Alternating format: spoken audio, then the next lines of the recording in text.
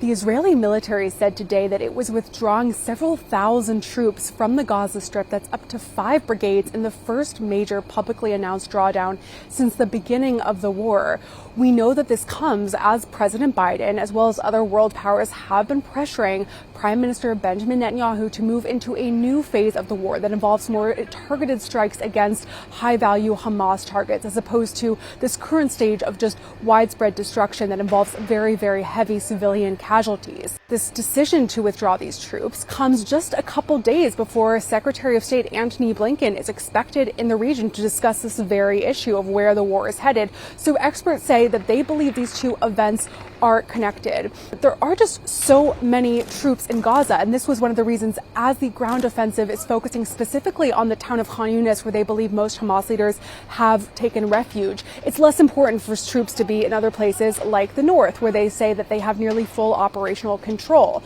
But it's also interesting considering that today we heard from the Israeli military that 29 deaths out of the 170 troop deaths that have been killed so far in the war in Gaza have been the result of friendly fire. And the Israeli military said that this was largely a result of the excess of troops on the ground, just general confusion that's part of the urban combat setting and fog of war situation. But it is a pretty staggering statistic.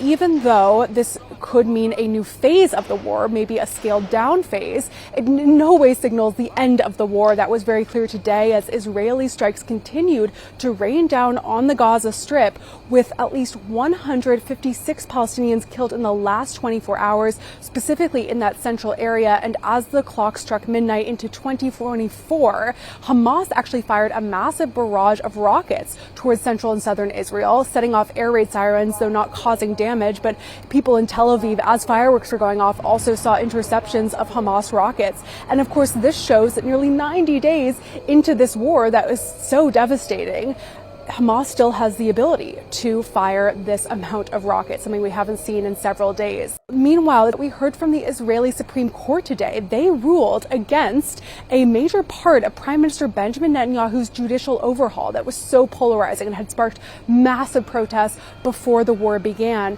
Of course, this threatens to reignite some of those tensions that we saw before the Hamas attack on Israel, which caused everyone to band together, because before that, literally the army was on the verge of collapse. Reservists were saying they would not be showing up to work, and there was literally fear that all of the economy would be paralyzed as high-tech leaders just said that they would disinvest.